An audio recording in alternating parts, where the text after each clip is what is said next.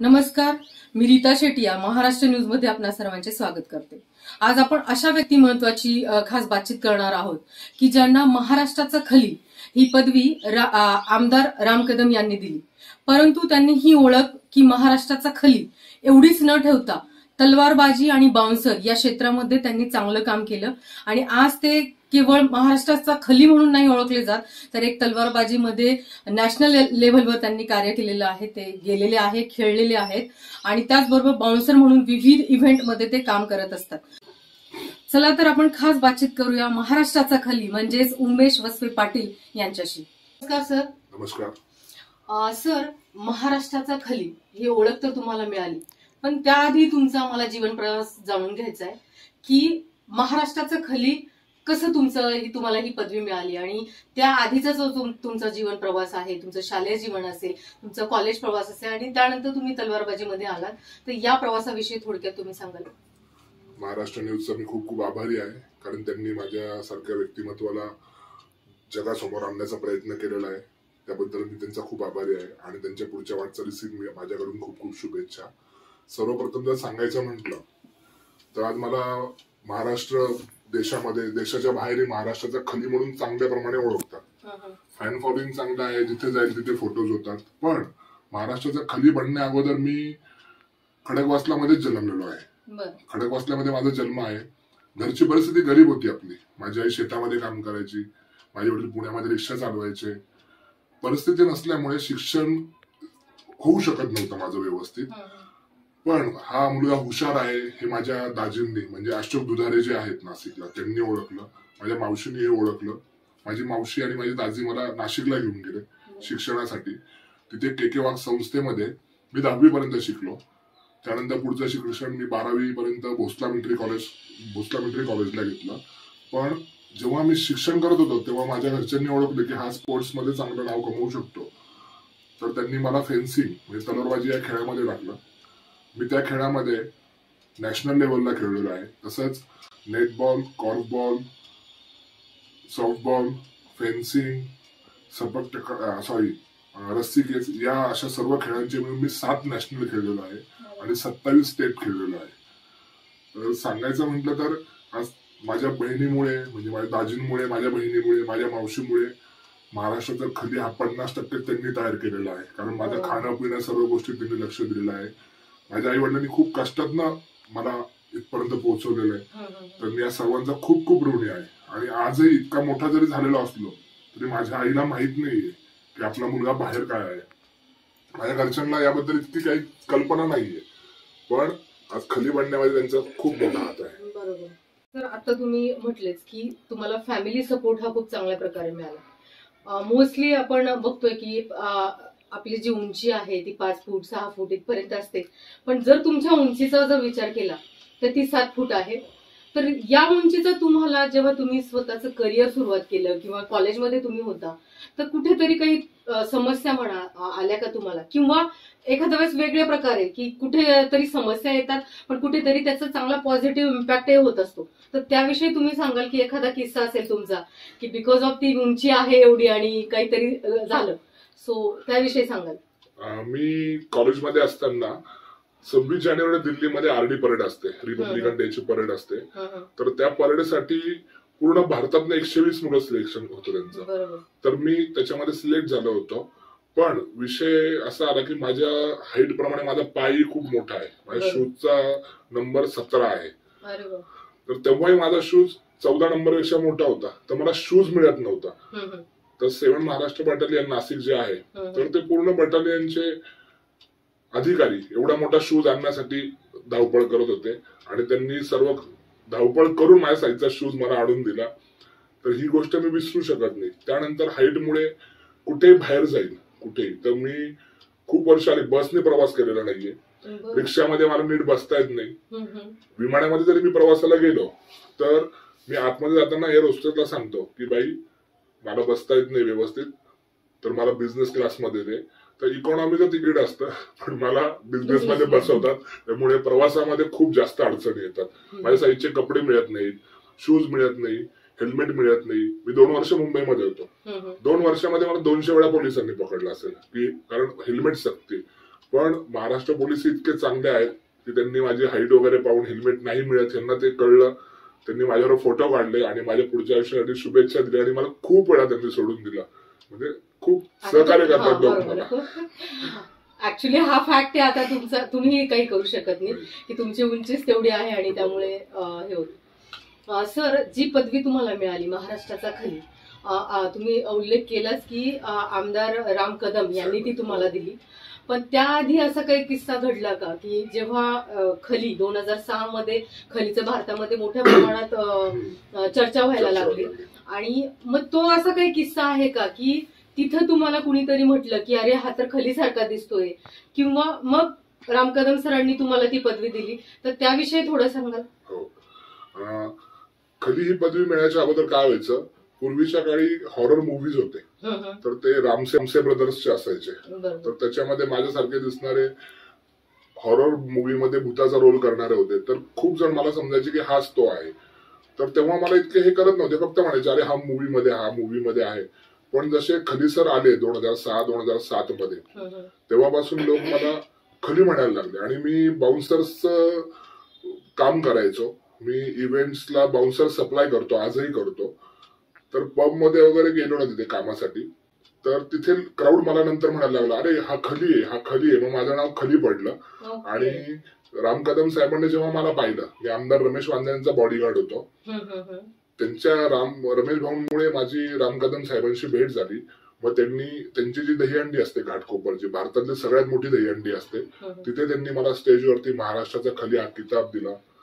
आणि मग मला महाराष्ट्राचा खली म्हणून सर्व महाराष्ट्र, भारत देशाबाहेरही बोलवण्यात आलं आणि सगळे ओळखायला लागले मला या गोष्टीमुळे. त्यात तसंच मला दोंडाईच्यामध्ये हस्ती चॅरिटेबल ट्रस्टचे जे अध्यक्ष आहेत प्रवीण जैन, त्यांच्याकडनं मला महाराष्ट्राचा प्राईड ऑफ महाराष्ट्र हा किताब देण्यात आला. नंतर बारामतीमध्ये मला महाराष्ट्राचा हिमालय म्हणून किताब देण्यात आला.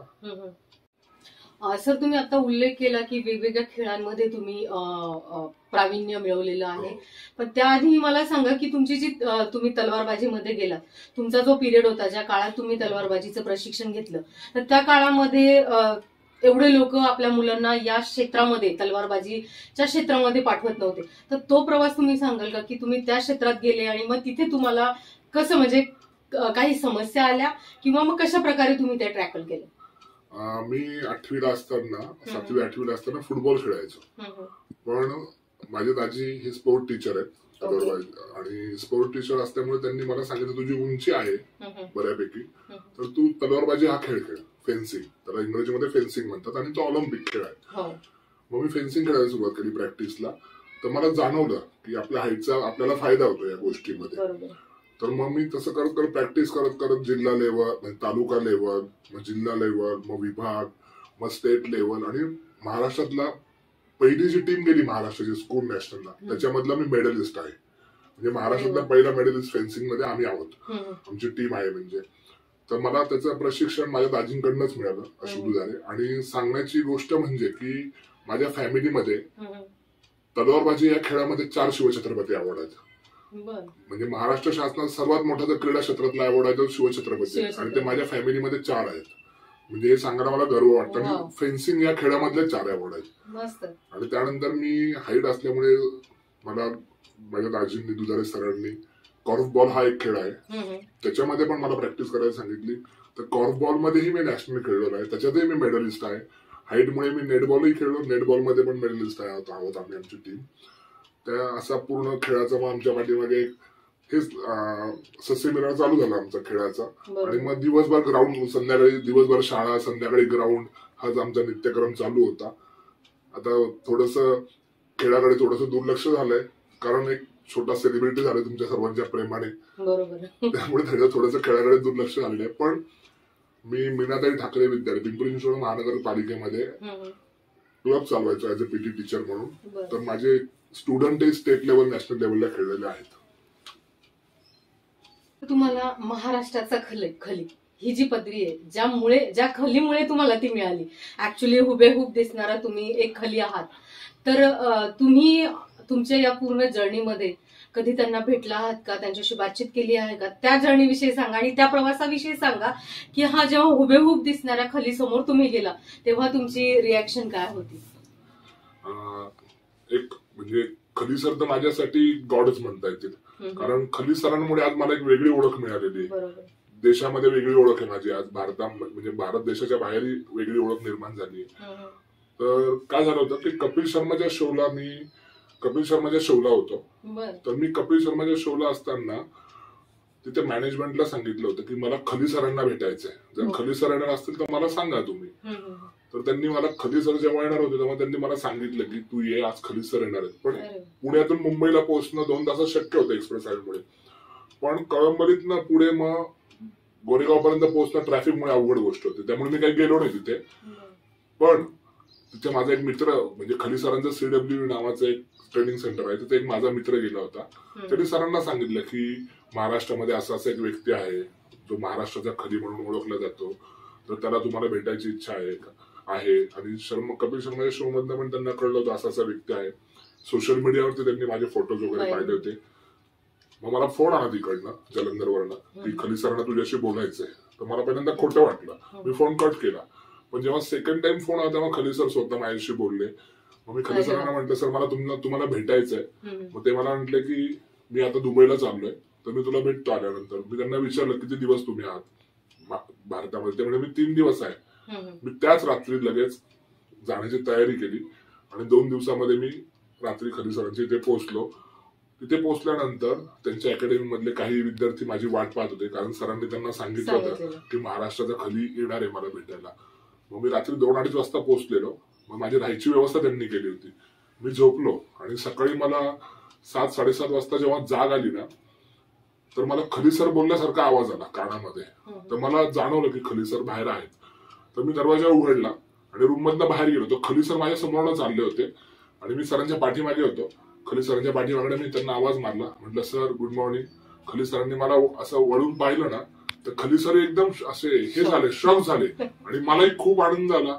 खली सरांनी मिठी मारली मला की अरे तू माझ्यासारखाच आहेस, असं तसं. 2 दिवसाचा प्लॅनिंग होता माझा की त्यांना जाऊन 2 दिवसात भेटून परत यायचं. पण खली सरांनी मला 6 ते 7 दिवस त्यांच्याकडे थांबवलं. तिथे जेवण खावण राहणं सगळं खली सरांनी माझं केलं. सर मगाशी म्हटल्याप्रमाणे मी म्हटलंच की उंची जर एवढी मोठी असेल, म्हणजे उंच असाल तुम्ही, तर कुठे ना कुठे समस्या येत असतात. तर जेव्हा तुमचं लग्न होणार होतं तर त्यावेळेस काही तुम्हाला समस्या आल्या की नाही का, म्हणजे मुलगी असेल तर मुलगी म्हणणार नाही इतका उंच मुलगा आहे नकोच मला, किंवा मग तुम्हाला काय वाटलं, म्हणजे त्यावेळेस काही असं जाणवलं का तुम्हाला की हो, किंवा तिथला एखादा किस्सा असेल की हा किस्सा घडलेला आहे?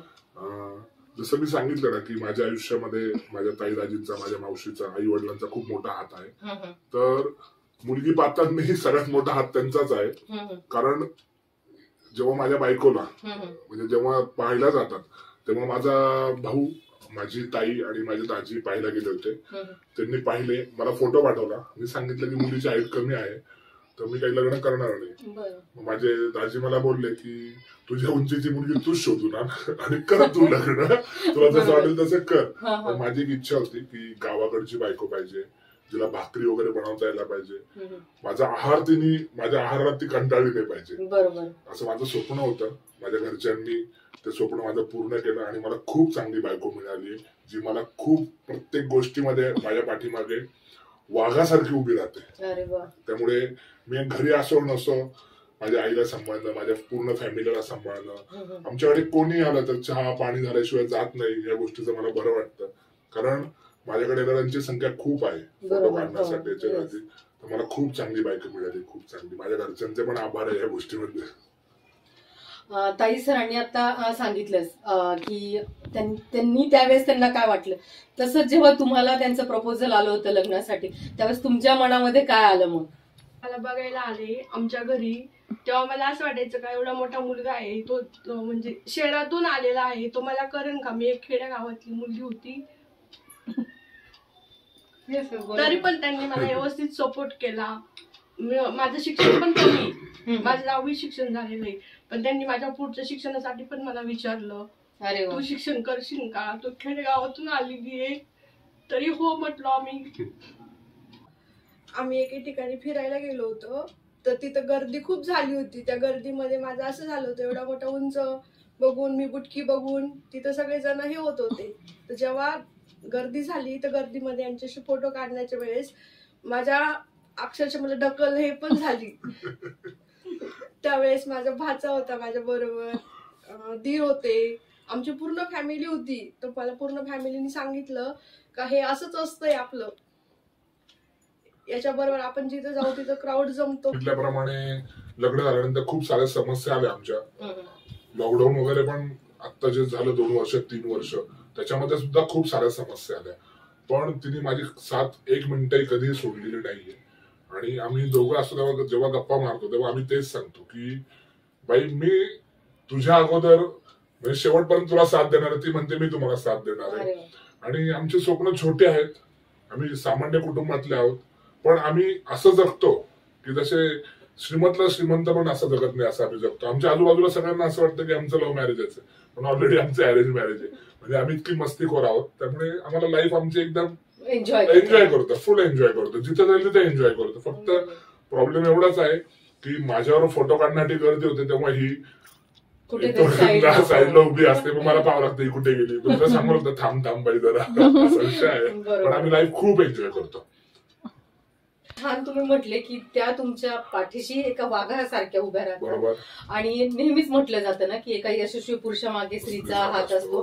आणि तुम्हाला जशी हवी होती, तुम्ही म्हटले की मला अशीच बायको होती गावाकडची जी तुमच्या खाण्यापिण्याचं सगळं बघेल. आणि नक्कीच माधुरीताई आहे तशा की म्हणजे आता मी स्वतः जेव्हा त्यांच्याशी बोलते त्या खूप इमोशनल झाल्या खरं, आणि तुम्ही त्यांच्या बरोबर इमोशनल झाले. सो याच्याहून दिसतंय की तुमच्यामध्ये किती एकमेकांना साथ तुम्ही देताय, किती एकमेकांमध्ये तुमचं प्रेम आहे. आणि नक्कीच ह्यांच्याकडनं एक इन्स्पिरेशन घेण्यासारखं आहे की बऱ्याच वेळा आपण म्हणतो की मुलगा असाच आहे, मुलगा चांगला पाहिजे दिसायला, किंवा बायकोच्या विषयी आपण म्हणतो की मुलगी बघताना मुलगी गोरीच पाहिजे, मग तिची हाईटच पाहिजे. पण हे एक चांगलं आपल्या पुढे एक्झाम्पल आहे की ठीक आहे त्यांची हाईट आहे, त्यांची नाही हाईट, पण ते एकमेकांना इतकं चांगल्या प्रकारे साथ देत आहेत की आज ते ज्या क्षेत्रात सर कार्य करतायत त्या क्षेत्रामध्ये सरांनी खूप चांगल्या प्रकारे नाव कमवलंय.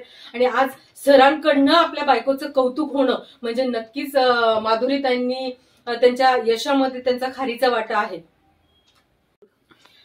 सर खूपच इंटरेस्टिंग आणि नाही का लोकांना आवडेल असा तुमचा हा जीवन प्रवास आहे.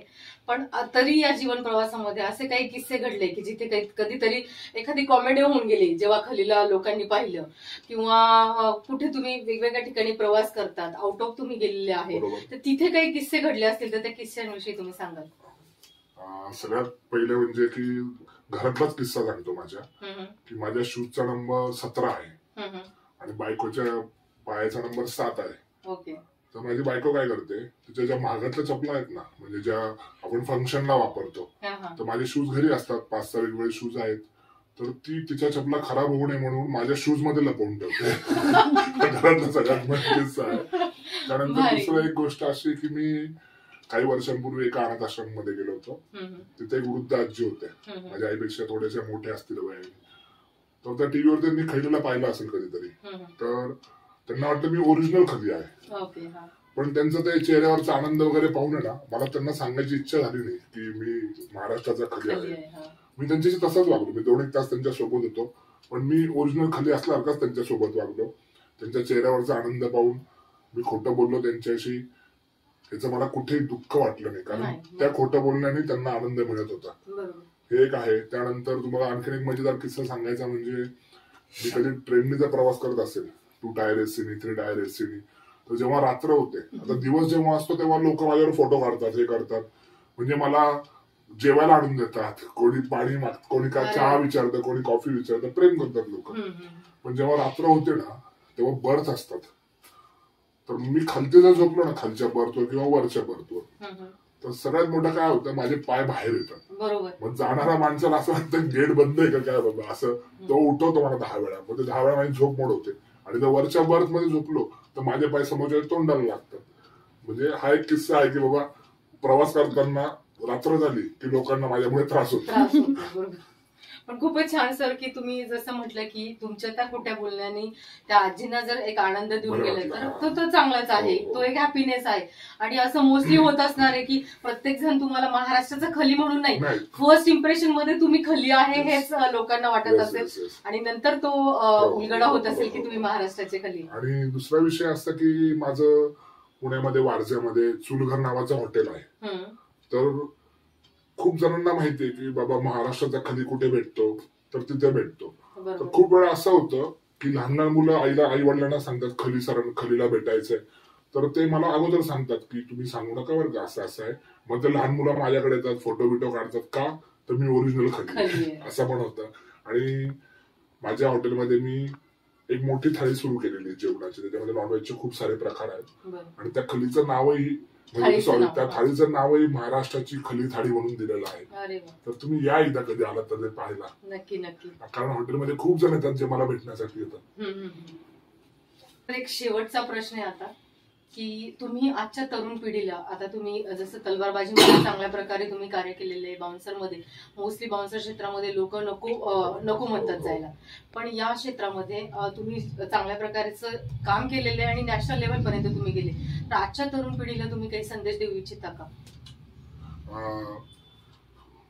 आत्ताची जी तरुण पिढी आहे ना, ती मोबाईलमध्ये खूप जास्त प्रमाणामध्ये व्यस्त आहे.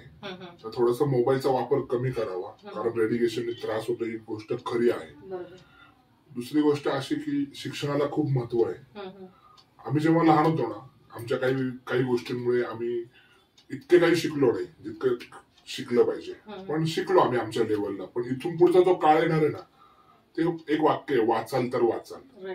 तसंच शिकाल तर वाचाल हे नवीन वाक्य तयार होणार आहे. त्यामुळे शिक्षण खूप महत्वाचं आहे.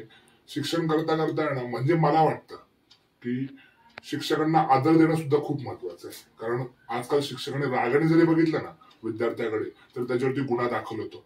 आणि आमचे आई वडील सांगायचे शिक्षकांना की याला बदलून काढा. तर माझी कळकळीची विनंती आहे की शिक्षक लोकांना आदर देणं फार गरजेचं आहे, आई वडिलांना आदर देणं फार गरजेचं आहे, पोलिसांना आदर देणं गरजेचं आहे, आणि देशासाठी ते 24 तास सीमेवरती लढतात त्या जवानांनाही आदर देणं खूप गरजेचं आहे. हे मी तरुण पिढीला सांगतो की ह्या गोष्टी फॉलो करा, आयुष्यात नक्की यशस्वी होताल. दुसऱ्यांचे शिव्याशाप घेण्यापेक्षा आहे ना, आशीर्वाद घ्या, आणि ती सुरुवात शिक्षकांपासून करा. खूपच छान सर तुम्ही सांगितले की आज एक ते नवीन वाक्य तयार झालंय की शिकाल तर वाचाल, आणि नक्कीच तुम्ही एज्युकेशनला किती महत्व तुमच्याकडे आहे आणि तुम्हाला वाटतं की आजच्या तरुण पिढीने एज्युकेशन घेणं खूप मस्ट आहे. सो खूपच छान आज आपण खलीसरांची छान बातचीत केलेली आहे. आणि धन्यवाद सर की तुम्ही आम्हाला तुमचा एवढा मौल्यवान वेळ दिला, त्याबद्दल खूप खूप आभार. थँक्यू. अशाच प्रकारे विविध क्षेत्रात उल्लेखनीय कार्य करणाऱ्या व्यक्तींची आपण बातचीत करत राहू. तोपर्यंत पाहत रहा महाराष्ट्र न्यूज.